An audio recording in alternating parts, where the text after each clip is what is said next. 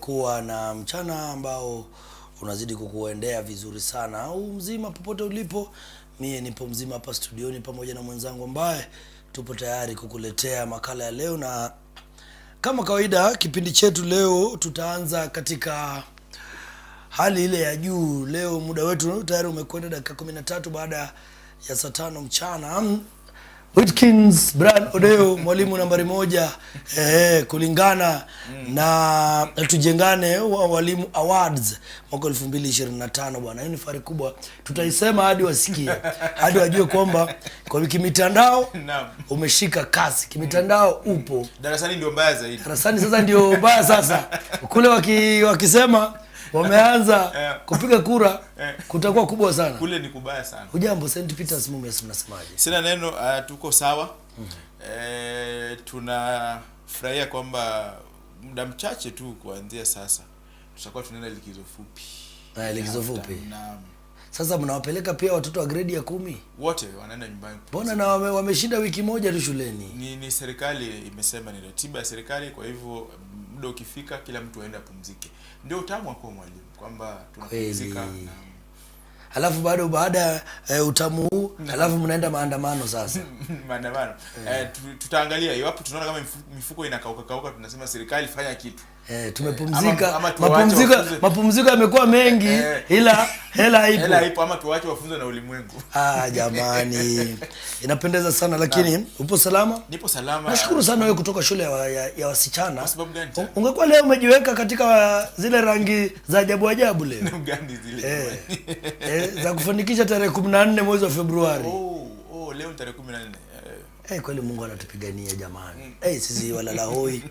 Ameanza kurejea. Nilisema atakapofika shule ya wavulana hata kuoga na kujipaka mafuta itaanza kuwa ngumu. Itaadimika. Itaadimika. Kutakuwa unahesabu tu muda ulioko. Tayari kwa siku ya leo? Tupo tayari.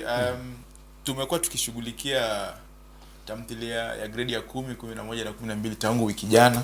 Tuliwapatia maelezo kiujumla, tukaangalia tathmini, dhamira ya mwandishi, kitabu kile kizima. Tukawa tunataka tujue, je, matukio yapi yamepangwa pale ndani yakapangika, na ni swala lipi ambalo linaangaziwa haswa na mwandishi huyu Danka Okach.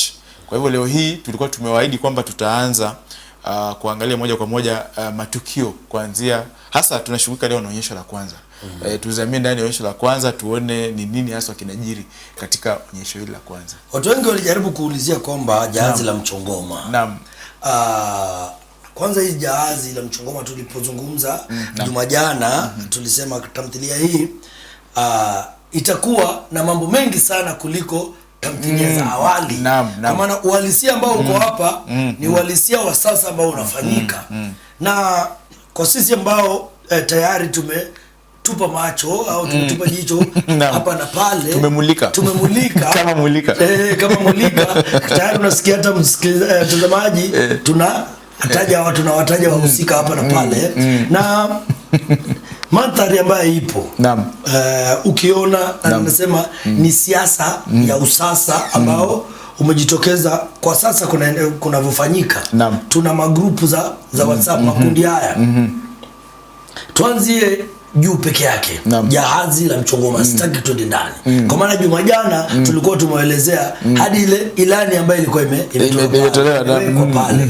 Na ikasemekana maovu ya awali ni maovu tu. Maovu ya awali na maovu ya sasa hayana tofauti. Maovu ni maovu, na viongozi wasitumie maovu ya zamani kujaribu kuweka hali ya sasa, maovu yao ya sasa iwe sawa. Tayari tulikuwa tushaingia ndani. Lakini bingwa, jahazi la Mchongoma, kuna maneno mawili pale. Jahazi na kuna Mchongoma. Sisi tuanzie pale. Jahazi ni chombo cha usafiri, hasa chombo cha majini cha usafiri, inaweza kuwa ni meli na kadhalika. Ndio maana ya jahazi katika Kiswahili. Mchongoma sisi wote tunajua ni mti. Ni mti ambao ukiuangalia vizuri, hata kuna methali inasema kwamba kupanda mchongoma si kazi ni kushuka. Kushuka mchongoma si kazi ni kupanda. Kwa sababu gani? Mchongoma ni mti ambao huwa una miba kila sehemu, miba. Kwa hivyo mchongoma unapata wakati fulani iwapo unataka kupanda mti ambao umejaa miba, itakuwa ni kibarua kigumu kwako kukipanda ule mti. Sasa jahazi la mchongoma, jahazi tumesema ni chombo cha usafiri, na chombo cha usafiri huwa kina nahodha. Nahodha ni ile captain. Yes. Kwa hivyo ndio maana hata katika kitabu hiki wahusika wale ambao wanapigania uongozi wanaitwa unahodha. Ile nafasi waliopewa. Sasa unajua kila katika kazi ya fasihi mwandishi huwa anatumia jina tofauti kurejelea wale kurejelea vile viwango vya uongozi. Kwa mfano unaona kama vitabu ambavyo vimetangulia kama Kigogo walikuwa wanatumia kineno kigogo. Kigogo kwa maana kwamba ni yule Kigogo ni mtu ambaye sasa amesimama pale kama mkubwa. Ukiangalia riwaya Nguu za Jadi kuna neno mtemi. Mtemi kurejelea kwamba ndio kiongozi sawa nchi ya Matuo. Sasa kila mtu ana jina ambalo huwa anateua mwafaka kutumia. Sasa hapa nahodha ni mtu ambaye anasimamia jahazi. Na jahazi sasa pale ni meli. Kwa hivyo watu wote wale ambao wapo karibu na meli ni kama usafiri sasa. Kwa hivyo inamaanisha kwamba tunasafiri. Kuna malengo. Wajua tumetumia jahazi ndio pasa kwamba atupo tu tumesimama, tunasafiri. Naam, ni usafiri fulani. Tayari unanielezea ni kwamba mwanafunzi mzuri anapopewa nakala. Kitu cha kwanza anafaa aeleze, aanze kudadavua vizuri na ajieleze kwamba jina au ile anwani kwa kitabu alilopewa kunaendana aje, michoro ambayo imewekwa imeenda namna gani, hadi majina ambayo wanapewa wahusika. Vile vile tunasema kwamba kulikuwa na mtemi kwa Kifo Kisimani. Huyu mtemi alikuwa ni mtemi wa wapi? Na nini ambacho kilikuwa kinafanyika? Sasa tunapata kwa tumepata jahazi, lakini kwa jahazi atupewi rais, atupewi mtemi, atupewi kigogo, atupewi mstahiki popote. Mahali tunapewa sasa nani anayeongoza jahazi. Tunagundua kwamba tumepatiwa yule captain ambaye ni nahodha. Nahodha sasa. Ndio maana viongozi wetu hapa wanaitwa manahodha. Kwa hivyo huyu ndio atapigania nafasi ya juu pale ni nahodha. Alafu watu wengine wote ni wahusika ambao wanasema ni watu chini ya chombo cha usafiri. Mmoja kati ya mhusika katika chombo hiki cha jahazi la mchongoma. Ukiangalia katika maelezo ya wahusika, wale wahusika wengine wale wote akina Mbuyu, Kizito, akina Sumba, wale wote akina Dingo, Mode wanasema kwamba wale ni baadhi ya wahusika katika jahazi la mchongoma, isipokuwa Mulika ambaye ana majina mawili. Mulika mwenyewe ni jina lake halisi, lakini pale katika katika ukumbi huu wa WhatsApp anatumia ukumbi wa mchongoma katika WhatsApp anatumia jina Mizani. Kwa hiyo ana akaunti mbili. Akaunti yake ya kawaida ya Mulika. Samahani wacha tu nikukatizie pale. Sijataka tuzidi kumwaga mtama yaliyo ndani, kwa maana kwa sasa napotaka sisi tuelekee baada ya kumalizana na jalada hii. Alafu tunasema kwamba kumetokea tayari kwa mwanafunzi anapopewa kile kitabu, akiangalia jalada tu anaanza kupewa mambo ambayo yapo ndani tayari yatakayojiri kabla ya na umetuelezea kwamba ikiwa ni jahazi lina nahodha lina endelea tayari ndio tathmini nataka kusema kwamba mbona mwandishi atumie jahazi? Kwa sababu katika jahazi ni usafiri. Sasa nchi ashakumsi matusi. Tulisema tunaelekea Singapore kwa mfano. Nataka tutumie mfano haya ndio watu waelewe. Sijasema mie tulisema tunaenda Singapore. Wakati Raila bado alikuwepo, alikuwa akizungumza na anasema kwamba tunafaa kwenda Canaan. Sasa nadharia fulani ilikuwa inatumika kueleza yale ambayo tunataka kuafiki sisi kama nchi. Kwa hivyo yeye alikuwa anasema kwamba tunaelekea wapi? Canaan. Na pale katika kuelekea Canaan kuna baadhi ya vitu bado ambavyo vilijitokeza ambavyo vilikuwa ni kama misukosuko. Katika safari hii yetu ya kwenda Canaan mambo yalikuwa mengi, mawimbi. Kumbuka tunatumia maji kusafiri. Mkapata mambo wakawa alivyoshindwa katika uchaguzi alisema kwamba ni mambo walitoka wengi, ikawa lazima turudi nyuma. Kwa sababu tukiendelea mambo watafanya nini? Watatumaliza. Sasa jahazi hili limenunua nanga. Huenda nahodha ni tofauti, lakini lengo la usafiri huwa ni kufika katika sehemu ambayo tunakusudia kufika. Lakini nahodha ni yule mtu anaendesha.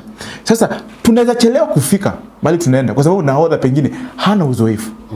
Au vile vile jahazi hili linaweza likapata matatizo, likakwama, likashindwa kwenda kabisa, tukatafuta tena mafundi na maengineer kuja kutusaidia, ndipo sasa jahazi na lingoe nanga, kwa sababu pengine jahazi ilikuwa na misukosuko, au hata yule nahodha aliyekuwa akielekeza chombo ana matatizo. Sasa amekuwa ni makubwa kwamba tayari mwandishi katika tamthilia hii ameanza tayari kusema kwamba jahazi hili lazima mliangazie. Kuna uwezekano likawa na matatizo, kulikawa tutahitaji watu wa kusaidia, pengine nahodha atafeli na yote yatatokea hapa. Hata abiria pia wana nafasi.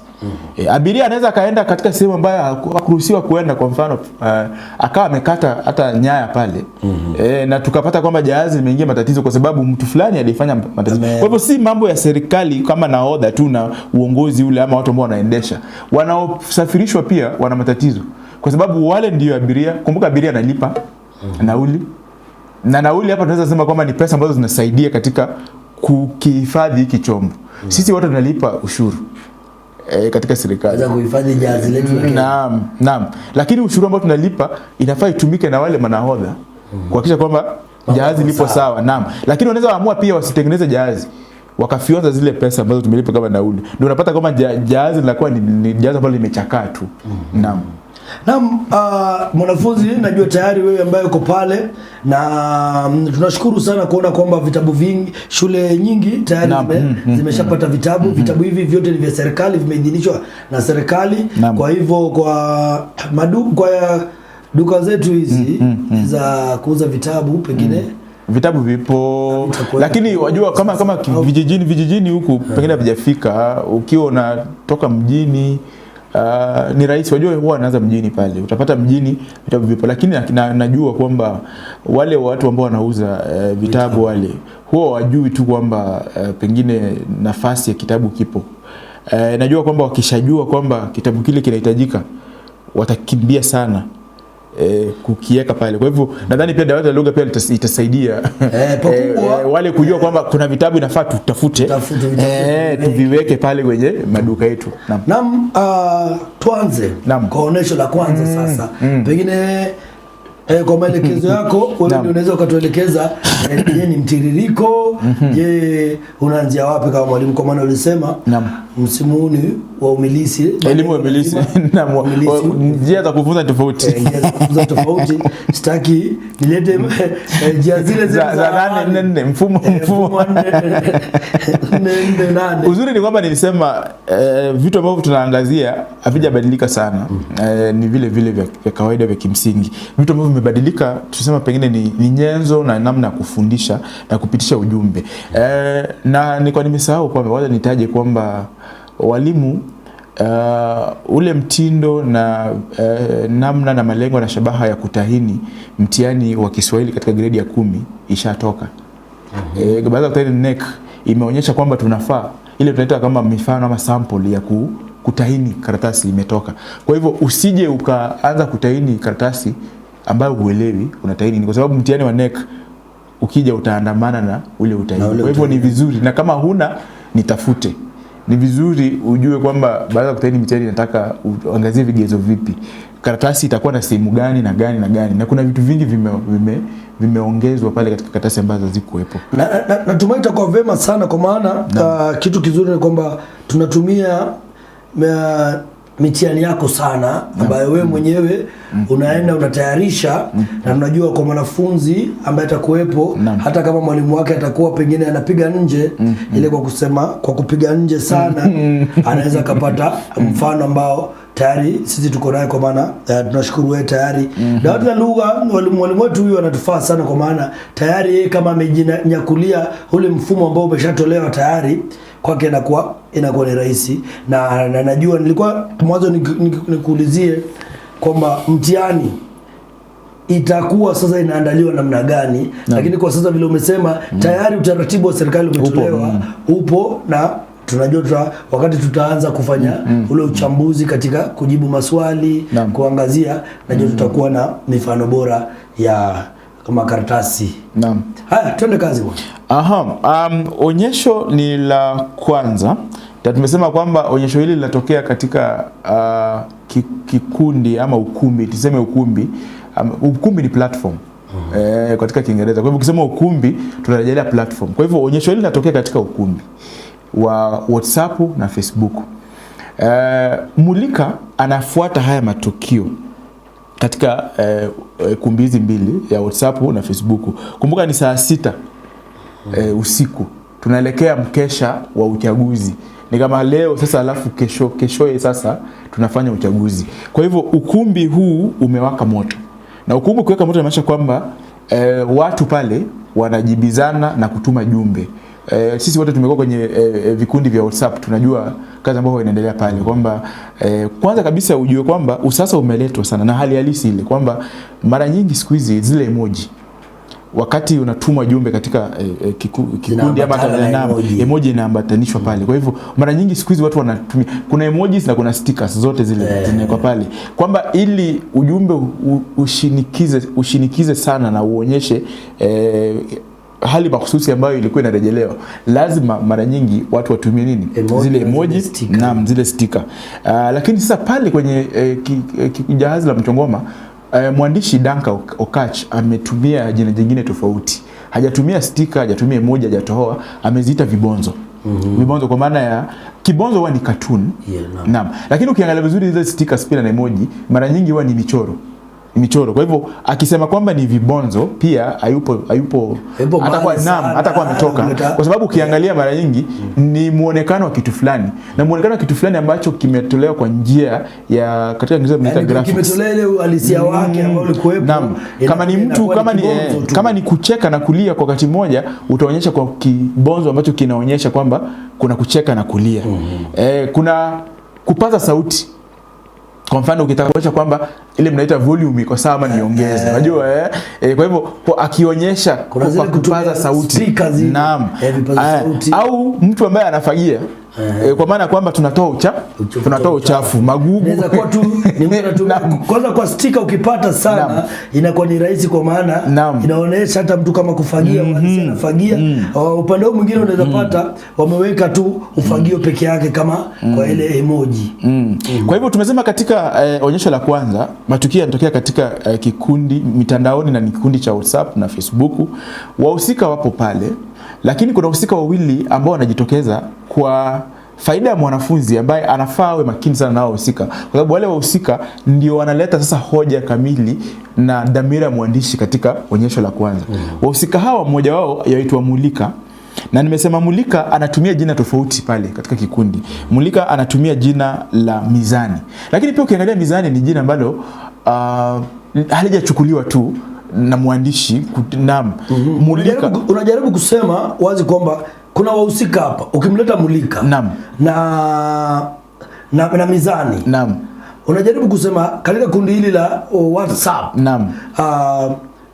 kuna mchezo ambao unafanyika hapa ambao ni mtu mmoja lakini ana akaunti mbili au zaidi. Na ni Mbuyu ndiye anasumbua sana, kwa sababu Mbuyu ana akaunti yake ya kawaida ya Mbuyu, ni mhusika yule Mbuyu ambaye ana akaunti yake pale kwenye ukumbi huu, lakini tena ana akaunti nyingine ambayo haina jina.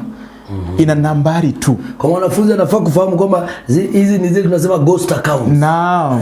Kwamba mtu atakuwa pale lakini huwezi ukapata identity ya huyo mtu. Lakini sasa Mulika naye, Mulika ni kiongozi. Wajua Mulika ni kiongozi wa upinzani. Kuna viongozi wa serikali na kuna viongozi wa upinzani. Sasa kuna vyama viwili vikuu katika jahazi la Mchongoma. Na katika ukumbi wa jahazi la Mchongoma, Mulika ndiye anaeletea serikali iliyopo mamlakani matatizo.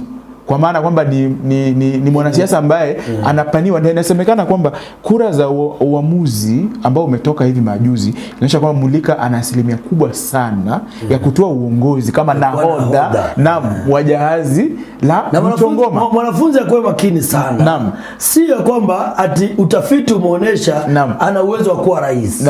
Ana uwezo wa kuwa nahodha wa jahazi la Mchongoma. Kwa maana kundi hili lenyewe ni kundi la Mchongoma.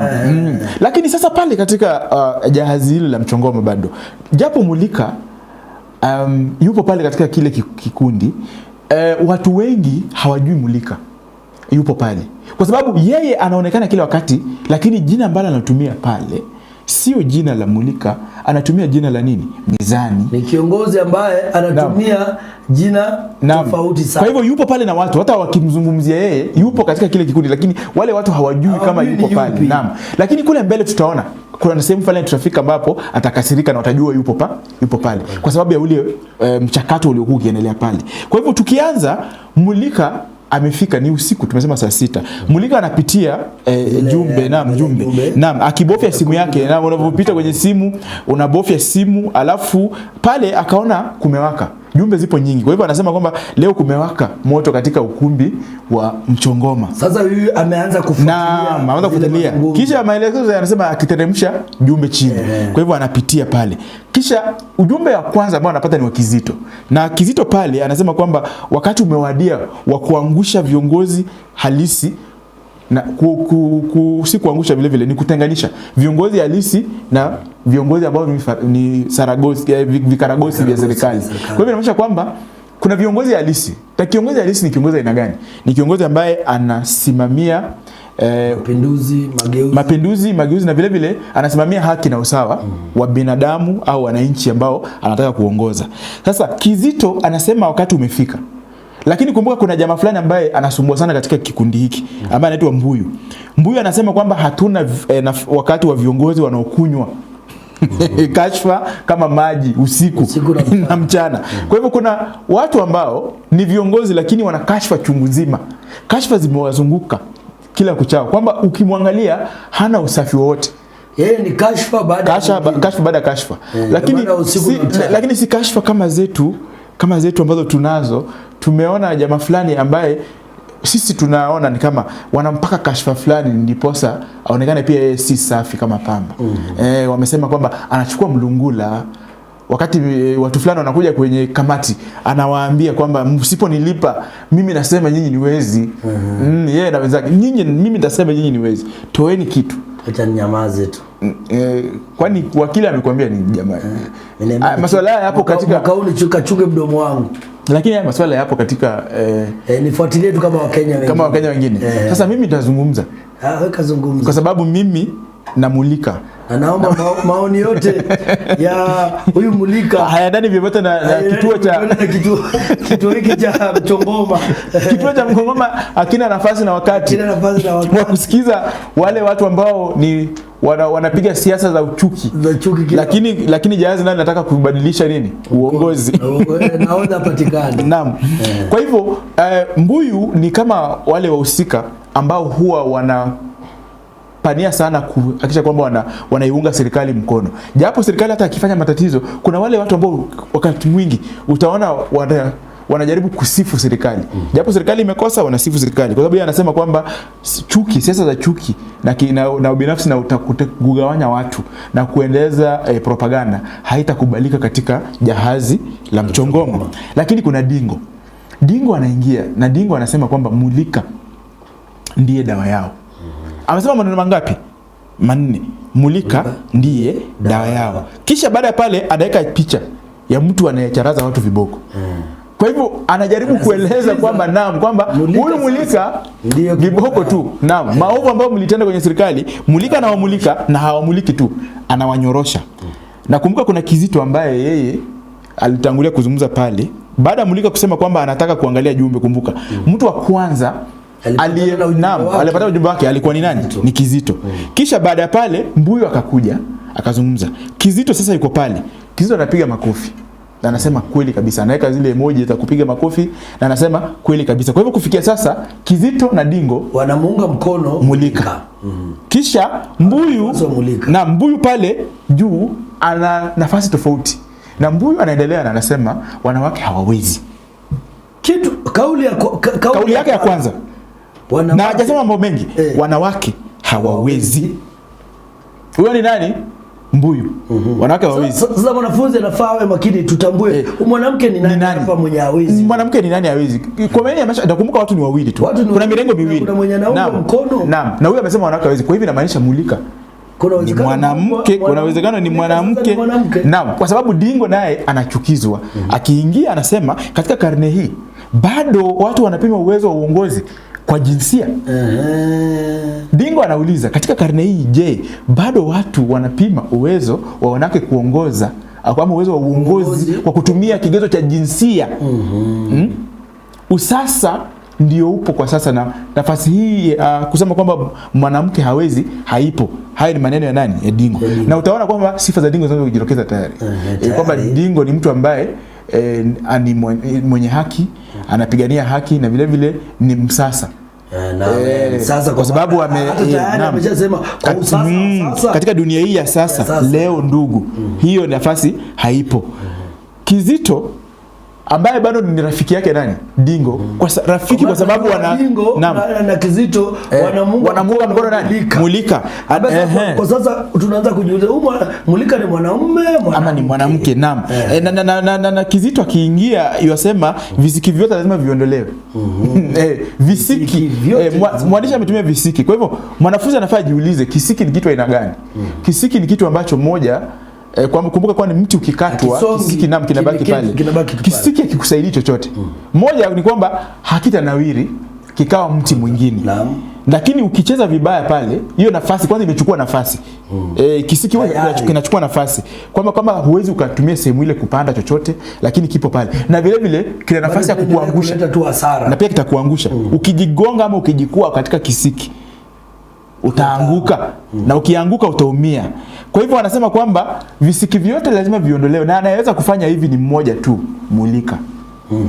Mulika bado anasisitizwa, na huyo ni nani? Ni Kizito. Mbuyu yupo pale anawasikiza tu.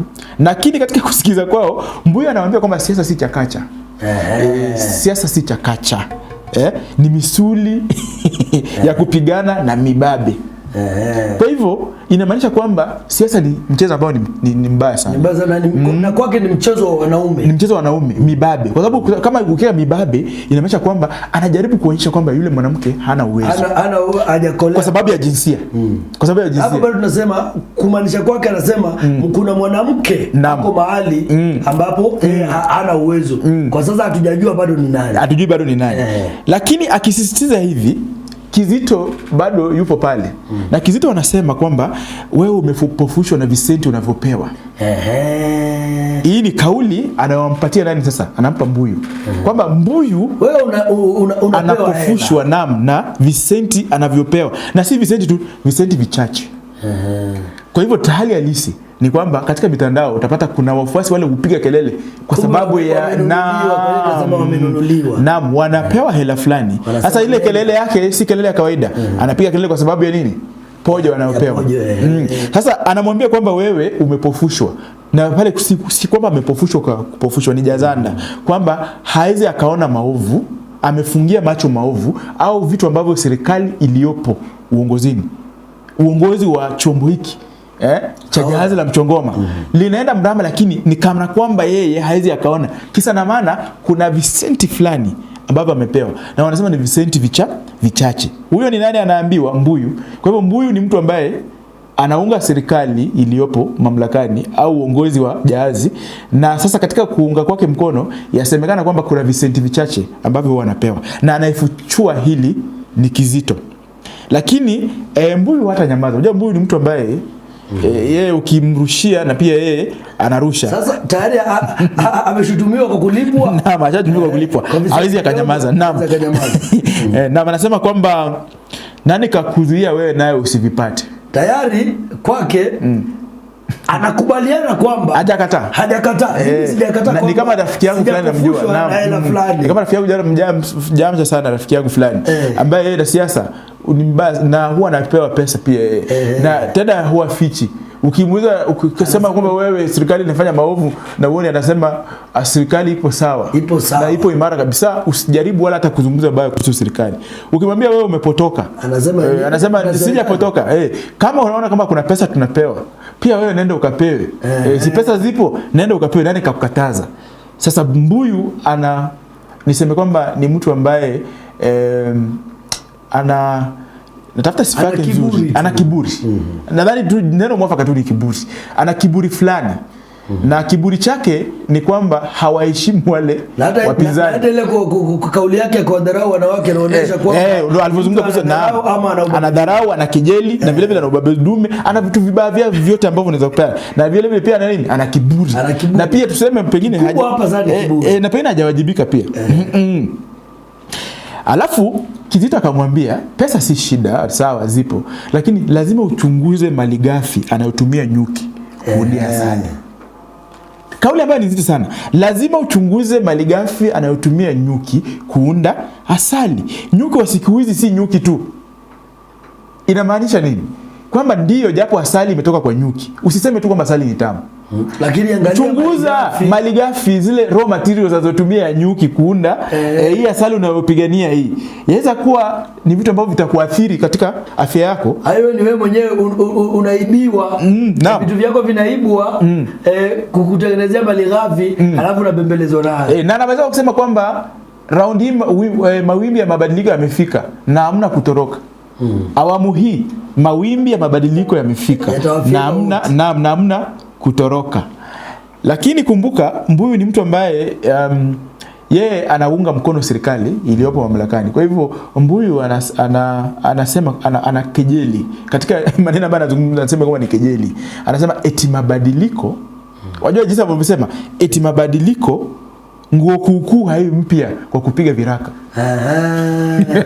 Kwa hivyo hapa pia taswira iliyochorwa ya Mulika pia si nzuri.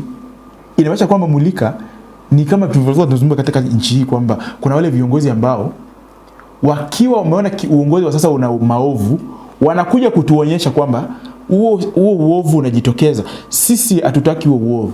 Lakini pia wao kuna muda wamekuwa serikalini na wamefanya uovu huo.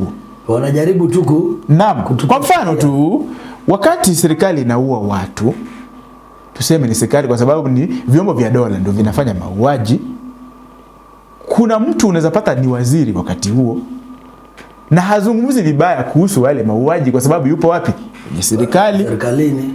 Lakini anapotemwa nje na uongozi fulani, na huo uongozi sasa ukaanza kukandamiza wananchi, sasa anaona sana macho yana meupe. Ndio si yeye anayefanya, sasa anaona sana. Lakini kuna wakati pia serikali iliwahi kandamiza watu, akawa yupo pale lakini hakuzungumza, kwa hivyo hatukumwona alichosema. Na ndio maana Mbuyu japo mbaya, kuna ukweli fulani anaosema. Lakini mbona unamlenga rais fulani? Sijalenga mtu. Na mimi kwa maisha yangu nilifuzwa na mamangu mzazi kwamba nisiwahi lenga mtu. Kwa hivyo siwezi nikalenga mtu. Unajaribu kumtaja mgombea fulani wa urais, lakini tusiende pale, tuendelee. Ambaye wakati fulani aliweza kufinywa baada ya kujua kwamba awali alikuwa yeye ana uwezo wa kuwafinya wale. Sasa hivi yeye alipofinywa akahisi uchungu, kitumbua kiingia mchanga, kitumbua chake sasa kikawa kikali sana, haizi akatafuna. Kwa hiyo Mbuyu ni kama katika siasa halisi ni kwamba ndio Mbuyu ukimwangalia ameshauriwa kama mtu mbaya, lakini kuna ukweli fulani pia ambao Mbuyu anazungumza, kwa sababu wakati wenu nguo kuukuu haiwezi kawa mpya kwa kupigwa viraka. Hii ina maana gani? Hali halisi, baadhi ya viongozi ambao sasa hivi wanapiga kelele katika mataifa tofauti ikiwemo taifa letu kwamba wana nafasi ya kubadilisha maisha yenu wananchi, wamekuwa uongozini. Kila ambacho kimebadilika tu ni kwamba sasa hivi tunavyozungumza hawapo katika serikali hii.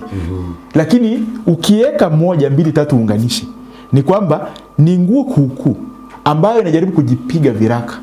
Na eti tuone kwamba nguo hizi sasa ni mpya.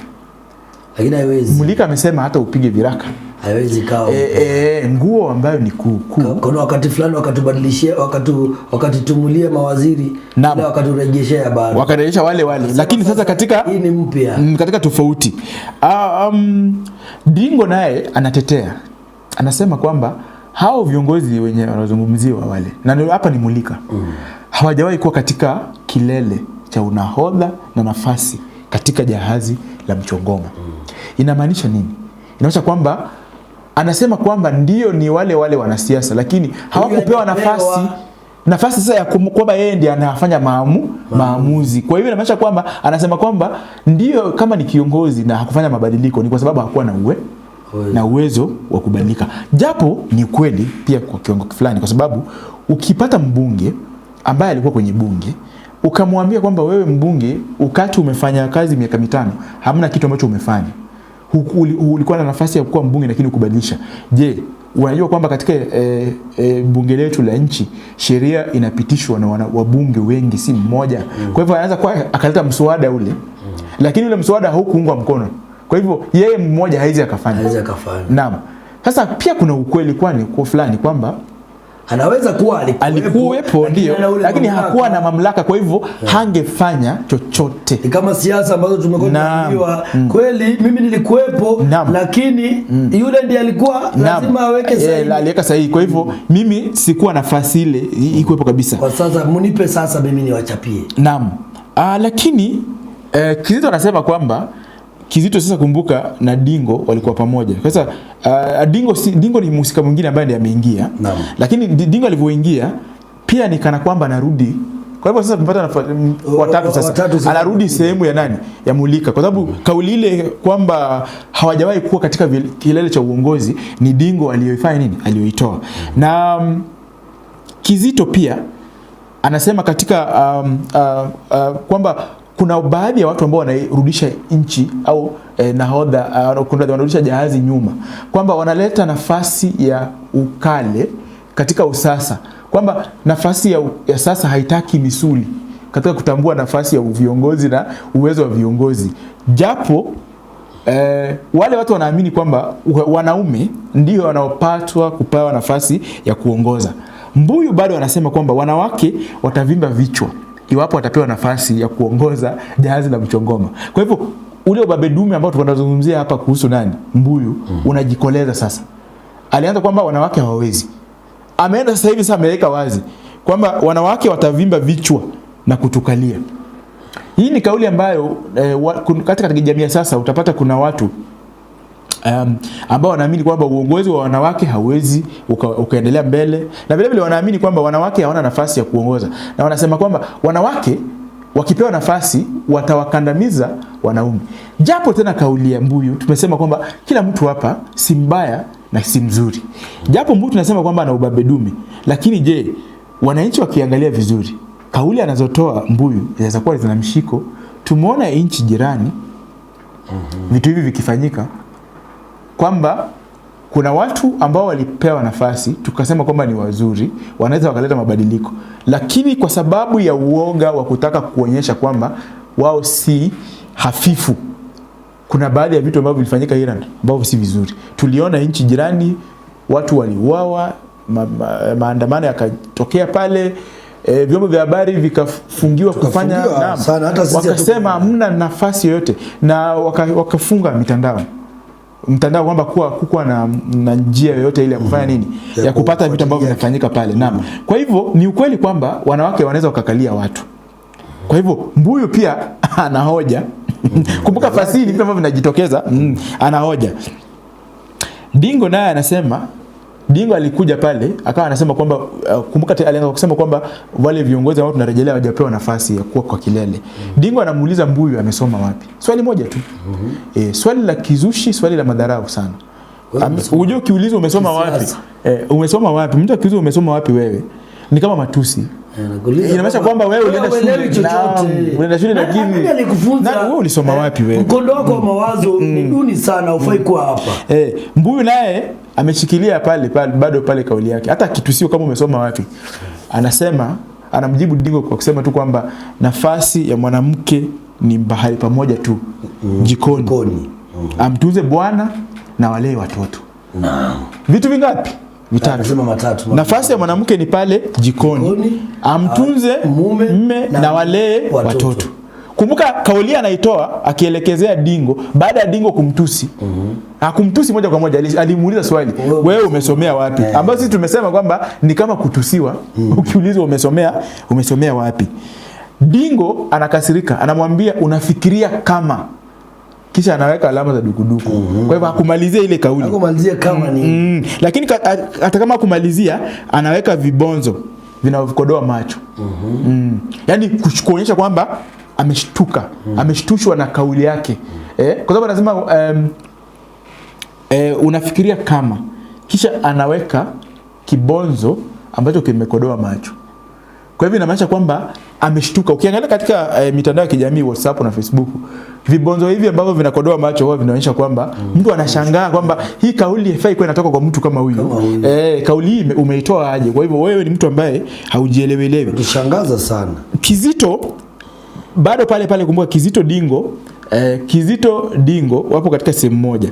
Mbuyu ndio anaonekana kama yupo kivyake. Tayari tushafahamu kwamba kuna watu wawili hapa ambao ni wafuasi wa Mulika. Na Kizito Mbuyu peke yake kufikia sasa ndiye serikali, upande wa serikali. Alafu Kizito kwa sababu anamuunga mkono, anasema kwamba watu wengine wanafaa kurudishiwa karo walizolipa shuleni. Bado maudhui ya matusi yale ya shule yanaendelea kabisa. Na hii bali inamaanisha kwamba huyu mtu ni kana kwamba hana akili. Kwa maana shuleni hawakusaidika. Na kuna jamaa tunajua aliuliza siku moja, tuseme basi mko na akili.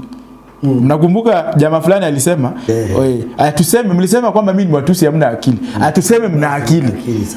Sasa unaona ni vitu ambavyo ni vya kweli vinajitokeza. Kwa hiyo mtu akikwambia tuseme, wajua ni madharau. Mtu akwambie, mtu aseme kwamba una akili, kisha wewe upige kelele useme bwana anatutusi. Arudi tena kwenye vyombo vya habari aseme kwamba sawa na nasema nilikosea basi. Sasa tuseme basi una hiyo akili. Si utuonyeshe. Yaani wewe tuoneshe kwamba una ile akili basi nisema. Kwa hivyo inamaanisha kwamba huyu mtu amekuchukua kama mtu ambaye bure kabisa, mtu ambaye hajielewi na hana mwelekeo wowote. Kizito anasema kwamba siasa yenyewe hiyo Mbuyu haelewi siasa.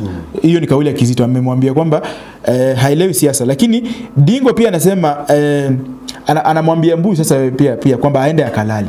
Kwa sababu kumbuka ilikuwa ni usiku na sasa limefika sasa wewe Mbuyu unaenda tu kalale. Tumechoka na ahadi za uongo. Kumbuka ahadi za uongo hapa tunarejelea serikali. Kwa hivyo Kizito ameamua kusema kwa nini wanataka mapinduzi. Na anasema kwamba wamechoka na zile ahadi za uongo. Tunaahidiwa kazi ambazo nafasi kazi ambazo haziji. Lakini Mode pia anasema kwamba unasoma miaka kama 10 na ngapi? Na 6. Kisha baada ya kusoma miaka 16 unatumia miaka 16 nyingine tena kutafuta kazi. Ukifika sehemu ya kutafuta kazi umeshazeeka tayari. Kisha wanakuambia kwamba you are overqualified. Kwamba yani wewe kwanza umesoma unatumia muda mwingi kusoma, kisha mwingine tena mwingi kutafuta kazi. Unapopata ile kazi unafika pale badala kupewa wanakuambia wewe sasa uko overqualified. Wewe tuwezi. Wanataka watu ambao wamefikia darasa la 8 ndipo wapewe visendi vidogo. Kauli ni nzito na ni kweli. Ukiangalia na nyadhifa, kuna watu ambao wameshikilia nyadhifa katika nchi hii ambao hawajasomea. Japo kuna maprofesa na wale ambao wana shahada za uzamifu na uzamili ambao wamesoma sana na bado hawana kazi. Na nafasi za ajira hazipo. Kwa hivyo inamaanisha kwamba watu wanataka watu ambao watakuwa kama vikaragosi. Wewe ambao umehitimu ukipewa nafasi ya hiyo kazi, utaifanya hiyo kazi kwa ufasaha. Na serikali pengine haitaki kitu kama hicho kijitokeze.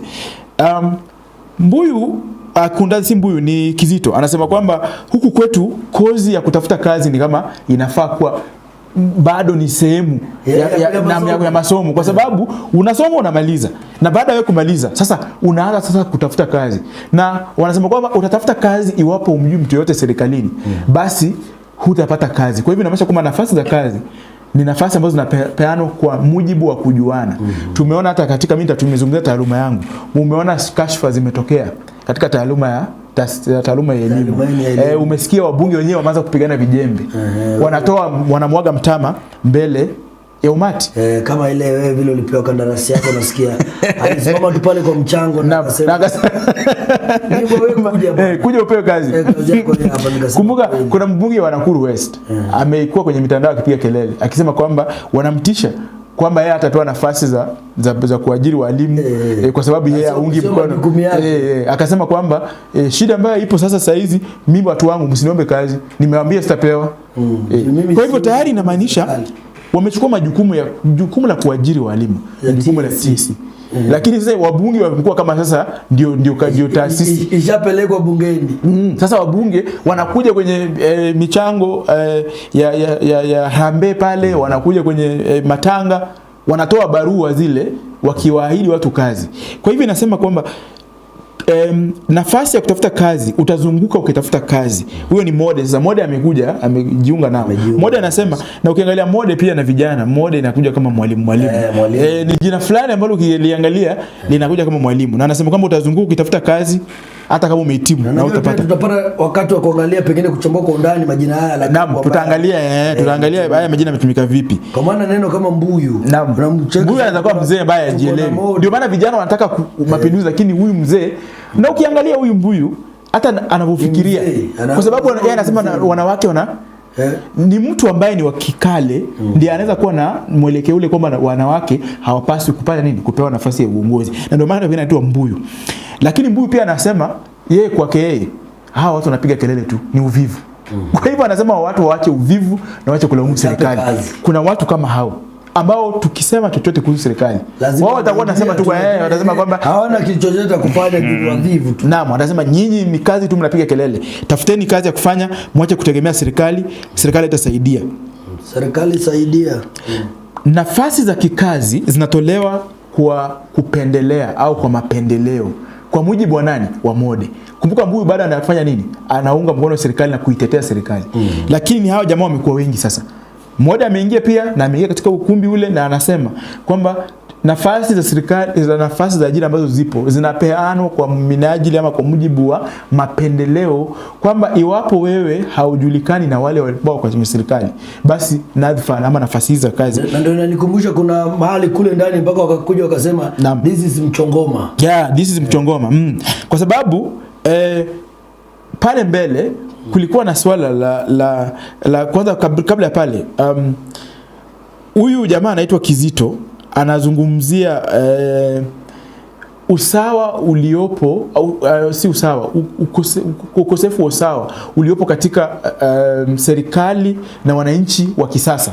Na anasema huyu Kizito kwamba sasa hivi tunavyozungumza katika jahazi la mchongoma hatuna usawa kabisa, kwamba mwisho wa siku utakandamizwa, na hata katika kufidiwa, iwapo hata kwa mfano ardhi itachukuliwa, kwa mfano ardhi imechukuliwa, lakini sasa katika ile hali ya kufidiwa haufidii katika kuangazia nini? Usawa. Kwamba kuna baadhi ya watu katika serikali ambao lengo lao kuu ni kutaka kukandamiza wale watu wa chini na kuwafanya kwamba nafasi zao za ajira na nafasi za kiuchumi zikandamizwe katika eneo hili la nini? La jahazi la mchongoma.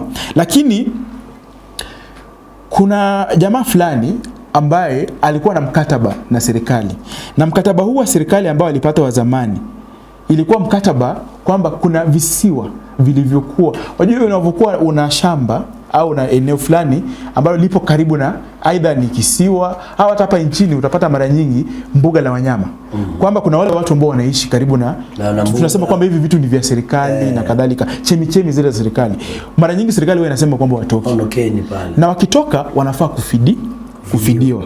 Sasa kulingana na huyu jamaa, mkataba uliowekwa zamani wa kuwafidia ni mkataba ambao haukuwafidia kwa njia inayofaa.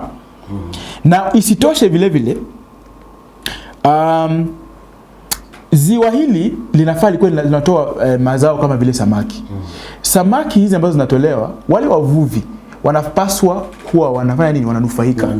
Lakini kumbuka serikali imechukua huu mkataba. Kwa hivyo inamaanisha kwamba hata hizi samaki wakivuliwa, bado serikali ina uwezo mkubwa wa kujiendeleza kiuchumi, lakini hizi pesa bado haziwafikii wale wananchi ama wale wavuvi pale chini. Wanauza samaki kwa bei wa kutupa. Na kumbuka wale wavuvi walipaswa wapate nafasi nzuri ya kujiendeleza kiuchumi. Kwa hivyo bado tunaona ukandamizaji upo. Na nani anakandamiza wananchi? Ni serikali. Lakini kuna jamaa mmoja ambaye sasa anaingia wa mwisho. Nadhani sasa huyu jamaa akiingia atakuwa anasawazisha sasa hii sehemu.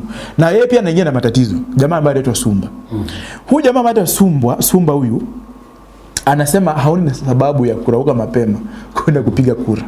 Kuna baadhi ya wananchi pia vile vile ambao huwa wapo hivyo kwamba hawana nafasi ya kwenda kupiga kura. Kwa sababu gani? Anasema kwamba kura amekuwa anapiga foleni, anapiga kura kila wakati, lakini yeye mwenyewe hana chochote ambacho kimefaidi. Isitoshe amesomea uhandisi katika chuo kikuu cha jahazi hapa la Mchongoma. Lakini kufikia sasa hajapata jahazi yoyote miaka 20.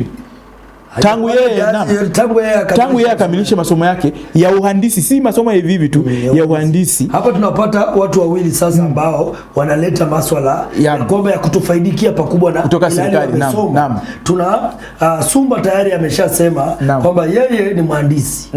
Ameshasoma miaka 20 lakini hajapata jahazi lolote la kufanyia kazi. Haya, tumempata Mode naye anasema nini?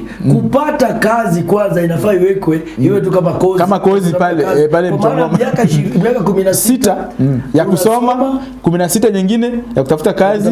Ukifika nafasi ya kutafuta kazi anakuambia you overqualified. Wanatafuta watu ambao wamefika darasa la 8. Wanaleta ili walipe nini? Vijisenti vidogo. Kizito anamwambia kwamba ukitaka kuajiriwa nenda ukauze shamba. Alafu this is Mchongoma. Utajua ujui. Kwa hivyo Kizito kumbuka haungi serikali mkono. Kizito anasema hali halisi tu, anasema kwamba yani kama kwamba basi ni kejeli. Anakejeli akisema kwamba ukitaka kuajiriwa, kumbuka anamwambia nani? Anamwambia Sumba. Lakini yeye ni kama kwa kukejeli kwamba yani usome lakini ukitaka kuajiriwa tena uza shamba. Tumeona watu wangapi wakipiga kelele kwamba aliuza shamba au alichukua mkopo ndipo sasa anunue kazi. Kazi ambayo umesomea, si kwamba unanunua tu, wewe umesoma ukamaliza. Mzazi tena achukue pesa au atafute shamba, auze shamba, auze ardhi yake tena akununulie kazi. Na utafanya kazi miaka ngapi? Alafu tunataka kwamba wale watu wakifika pale wasiwe wafisadi. Kutakuaje? Mtu ameuza shamba. Shamba. Wajua shamba wanasema shamba ni malighafi ambayo ni ya msingi sana. Sasa ukiuza shamba inamaanisha kwamba una shamba yenyewe hiyo sasa. Sasa kuna shida umeongeza. Kwamba ndio umepata kazi lakini hauna maeneo ya kujenga, kulima, kufanya ukulima na kadhalika. Kwa sababu bila shamba sisi hatuwezi tukaishi. Mizozo ya kishamba imekuwa ikileta matatizo hata nchini. Hata ukiangalia wale watu ambao wanapigania nafasi ambazo zilizopo pale katika maeneo tofauti nchini. Watu wengi sana wanapigania ardhi. Ardhi imekuwa ni changamoto. Si Kenya peke yake. Katika ukanda wa Afrika Mashariki na Afrika kiujumla. Hata ukienda katika sisi kama nchi tumekuwa na shida wakati fulani tukipigana na nchi jirani. Kuhusu nini? Mzozo wa ardhi. Na wakasema kwamba maji ni yao lakini ndio chetu. Na kisiwa nacho ni nini? Ni eneo ambalo limezungukwa na maji. Sasa unajiuliza utakuwaje na kisiwa bila maji? Wajua kuna maji wamesema hiyo ni yetu, kisiwa ni chenu. Kweli maajabu. Mashamba yetu yaliteuliwa na serikali. Nani anasema? Sumba. Kwamba serikali ilichukua tayari ameshaambiwa kauze shamba. Sasa anasema hata hiyo shamba ya kuuza haipo. Kwa sababu gani? Mashamba ambayo yalikuwepo yaliteuliwa na nini? Na serikali. Mbuyu anatetea serikali kila wakati. Anasema nini? Acha uchochezi, kila mtu alipewa fidia. Zile ardhi yenu ambayo mnasema mlichukuliwa ilichukuliwa mlilipwa. Lakini Sumba apingi.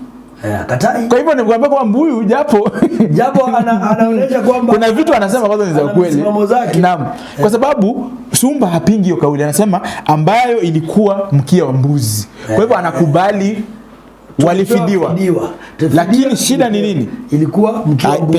Pesa zile zilikuwa ni chache, hazitoshi. Lakini Mbuyu anakataa. Anasema hizo pesa zilitosha kununua shamba sehemu nyingine hadi kujenga. Kwa hivyo inamaanisha kwamba pesa ambazo walipewa wale wahusika tunaorejelea ndio waliotumia pesa vibaya. Ufidia walipewa, lakini hao wenyewe ndio walitumia pesa vibaya. Lakini Sumba alisema kwamba tuliponunua shamba tulihamishwa baada ya miaka 10. Kwa hivyo walinunua shamba kwingine. Kauli ya Mbuyu inanipendeza na ningependa nimsomee mtazamaji. Hizo pesa zilitosha kununua shamba kwingine na kujenga. Hukufunzwa mbinu za kuzalisha kazi na kujiajiri katika chuo kikuu cha Chapuo CKC. Ni wewe wa kulaumiwa. Wimbo wa serikali saidia unachosha masikio. Kuna watu ambao wako hivyo kwamba hata sasa hivi ukishindwa kupeleka mtoto shule useme serikali saidia, wanasema nyinyi mnapiga kelele kila wakati na serikali saidia. Serikali saidia. Mtasema serikali saidie mpaka lini? Hilo ni swali ambalo watu wanauliza kila wakati. Na hata sasa hivi ninapozungumza kuna kesi tumekuwa nayo mahali fulani. ambapo mtu alienda kwa serikali kusema kwamba mwanafunzi anafaa kuwa shule, anataka asaidiwe. Serikali badala imsaidie, sasa serikali inaanza kutafuta njia tena ya kupeleka huyu mtoto shuleni bila kulipa. Unajua serikali pia ina mambo. Wewe unapiga kelele kwa serikali, badala ya serikali kusaidie, umeletea tena shule shida, kwa sababu ni kana kwamba mtoto wako ataletwa asome bure bila kulipa karo yoyote, kwa sababu serikali inataka kuonyesha kwamba imewajibika. Lakini katika kuonyesha kwamba wamewajibika, bado taasisi fulani zinaumia. Unajua kuna ile tunaita PR katika Kiingereza, ambao watu wengi wanaelewa. Kwamba watu wanataka tu kuonyesha kwamba wanajukumika, lakini mwisho wa siku hawajukumiki. Kuna mtu anayekandamizwa, na mara nyingi anayekandamizwa ni yule ambaye anafanya nini? Anarejelewa.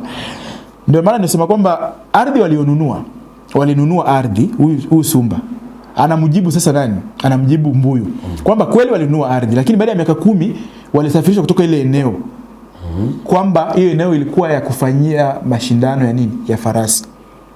Yaani mahali walienda kununua. Naam, bado ilikuwa na matatizo.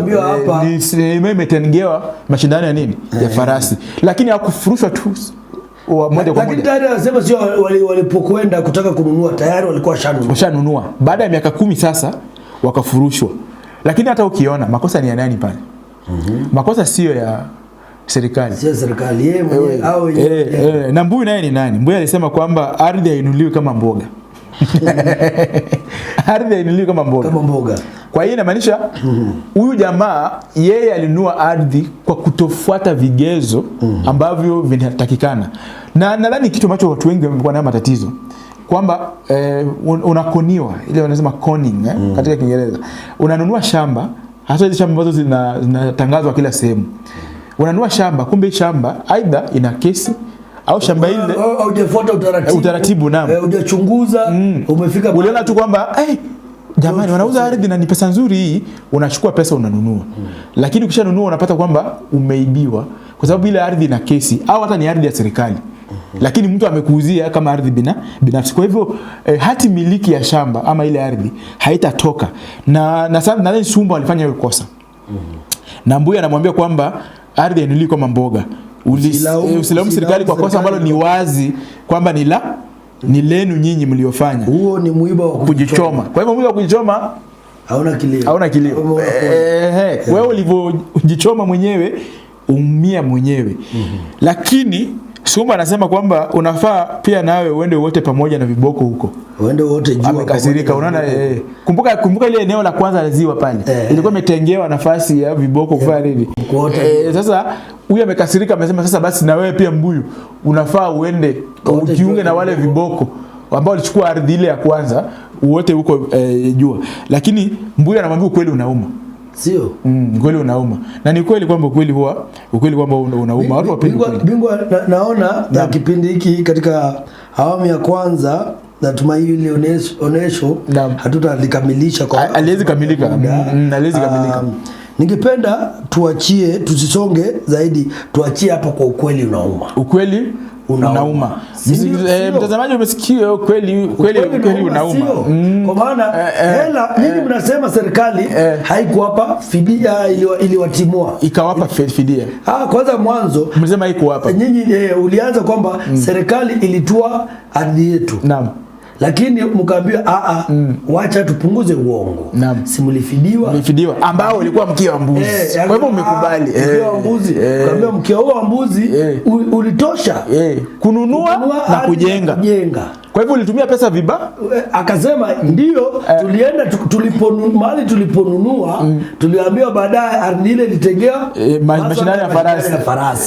Baada ya miaka 10 wewe wakafurushwa. Mwenyewe ni mwiba wako kujidunga, kwa maana haukufuata. Ulinunua kama mboga. Ulinunua ardhi kama mboga. Naam. Huyo akakasirika, akamwambia nawe basi nenda ukajiunge na wale viboko mkaote jua. Kwa ardhi yetu ya kwanza waliambiwa wote jua. Lakini tukaambiwa sasa ukweli unauma. Ukweli unauma. Jamani. Naomba sisi tukamilishie pale bingwa, alafu tuendelee kutokea pale wiki kesho. Tujue katika onesho la kwanza sehemu ya pili itakuwaje. Sehemu ya pili itakuwaje. Kwa maana najua tayari tumeona hapa serikali kulingana na Mbuyu ina ukweli wake na msimamo wake. Inasema kwa masuala, kuna masuala yameibuliwa, masuala ya ajira imejitokeza, masuala historical injustice ambapo tunazungumzia Kenya hapa. Hata hayati Raila alikuwa anazungumzia historical injustice, akaaga akisema kila wakati katika ripoti yake anasema zile historical injustice lazima tuangalie, zipo. Kwa hivyo watu walifidiwa, wengine hawakufidiwa, ama wakifidiwa pesa zikutosha na vitu kama hivyo. Mimi kama mjukuu wa Maumau vile vile sikufidiwa. Ukufidiwa kweli kabisa. Babu zako walipitia matatizo magumu bwana. Wakaumia, ukakosa wazazi. Kabisa. Mimi naomba tukamilishie hapa maneno yako ya mwisho. Maneno yangu ya mwisho ni kwamba nimezungumza leo, sizungumzii senior school, sizungumzii 844, nazungumzia grade ya 10, 11, 12. Nimesema kwamba watu washaanza kusoma. Tunaelekea likizo fupi weekend kesho watu wanaenda likizo fupi. Katika likizo fupi tukirudi tutakuwa tumebakisha wiki chache na tunakamilisha muhula. Kisha tuingia muhula wa pili. Grade ya 10 wameingia senior school, ni mara ya kwanza. Kiswahili kile tumesema ni somo ambacho kinafunzwa kama somo tu. Kuna ile school based assessment SBA ambayo itakuwa inafanywa na baadhi ya maswali yatakuwa yanatoka NEC. Kwa hivyo walimu watakuwa wanafanya nini? Wanazidownload kutumia mitandao, kisha wanawapa wanafunzi, wakimaliza wanapeleka wanarejesha matokeo na ripoti ile. Hii inamaanisha kwamba walimu wanapaswa kujua kwamba ni muhimu sana walimu wajue vigezo vya kutahini, kwa sababu watu wengi sana katika JSS tuliona matatizo ambayo yalitokea. Watu waliambia wanafunzi kwamba mfumo huu si mfumo wa kutahini kila wakati. Kwa hivyo wako wametulia na utahini uko unafanywa na tathmini hizi zinafanya zinakusanywa pamoja. Wakati watu walidhani kwamba si muhimu, ndio wanafunzi yaingie katika senior school nzuri, akagundulika kwamba lazima uwe na alama fulani, umejumlishwa kila kitu, na lazima uwe na alama nzuri. Kwa hivyo bado turudi pale kwamba bila alama nzuri hakuna mahali ungeenda. Ni mbaya sana, kwa sababu hawa watoto tayari hana nafasi nyingine. Kama ameingia STEM. Wajua 844 mwanafunzi kama angepata C+ na asipate ile alama kwenda kufanya uinjinia, angetafuta kitu kingine cha kufanya nayo C+. Hapa tayari ni kubaya. Yeye katika kusoma kwake ni biolojia tu amesoma, ni STEM. Sasa ataenda wapi? Akianguka na asipate nafasi ya kujiunga na kozi pale, basi inamaanisha kwamba mambo yake yamekamilikia pale, kuisha kabisa. Kwa hivyo tafadhali tuwe makini. Hawa watoto lazima wapite tu, kwa sababu hana nia nyingine. Hawezi akawa mtangazaji na tayari amechukua mkondo wa daktari. Kwa hivyo lazima umsaidie awe daktari, afikishe zile pointi za kuwa daktari na aingie afanye udaktari. Kwa hivyo tusiwe watepetevu kazini. Baadhi ya makosa ambayo ilitokea, mimi usema wazi, makosa yalitokea pale JSS nyingi sana. Sitaki vitu hivi vitokeze tena katika senior school. Tutakuwa tumewahini hawa wanafunzi vibaya sana. Tayari wamehiniwa wengine, wanasuasua. Tunajaribu kurekebisha masuala. Naam. Sasa tusiwarudishe tena pale. Naam, asante sana Mwalimu Whitkins Brian kwa kutufaa leo. Onyesho la kwanza tumemalizia kwa ukweli unauma. Sio? Tutakuwa tunaendelea Juma kesho kutokea hapo ili tuweze kumfahamu wanafunzi. Onyesho la kwanza najua tutalimaliza Juma kesho. Naam, itakamilika Juma kesho. Naam. Kisha tuanze onyesho la pili Juma ambalo linafuata. Naam. Juma ambalo linafuata. Mwanafunzi kasome kitabu. Hata tuseme mara ngapi hatikoa hautatainiwa, kama alivyosema kuna wanafunzi waliwekwa pabaya kwa kuambia kwa hakuna si lazima sio nini, wakajikuta sasa wanaingia katika sekondari kuu, wanasema una pointi ngapi, una pointi ngapi, unagundua hukufikisha kwa maana ulilegea. Asante sana Kevin Kibet kwa uelekezi wako. Tukutane Juma kesho mtazamaji, uwe na wiki ambao una manufaa.